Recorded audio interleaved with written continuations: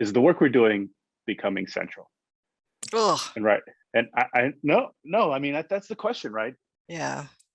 Like, that's the age-old question. What happens when the margins become the periphery and margin become the center?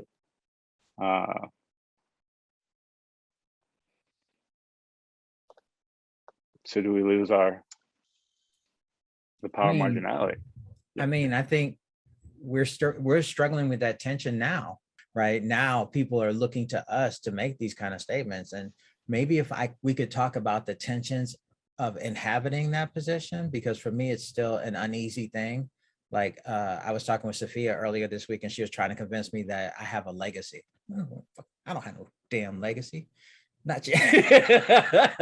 Right. What does it mean to be at the center of this moment, of this thing? And so that's an interesting thing to consider for me. Part of your reluctance to not want to be at the center or not want to suggest that you have a legacy yet is that our notion of what it means to have a legacy is really rooted in like a white capitalist supremacy. Like it's really rooted in this thing. And so the desire to dissociate one's research and self and ethos from notions of legacy and centrality in the work are really bounded to how we have conceptualized what it means to hold legacy in our field and what we think one has to do to achieve that status, right? What we know people have done to achieve that status.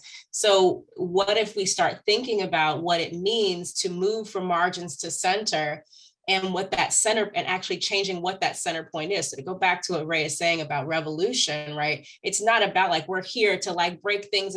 Maybe disco's not here to do that, but maybe our very existence does break to pieces something about how we conceptualize what is at the center of a field and what it means to do work at the center of a field. But I think there has to be so much intentionality about that. And I think your reticence is correct, because without intentionality, we replicate the exact same systems that kept us at the margin. And I think that we can see pieces of that happening in lots of areas, digital culture and study, but also in studies of race, right? How there's replication from race scholars of the things that put race scholarship at the margins to start with.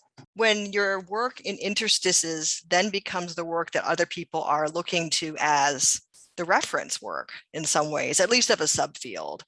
Are you forcing other people into interstitial positions because they're not looking at what you're looking at? Like what's left, what becomes the interstitial after your interstitial work becomes accepted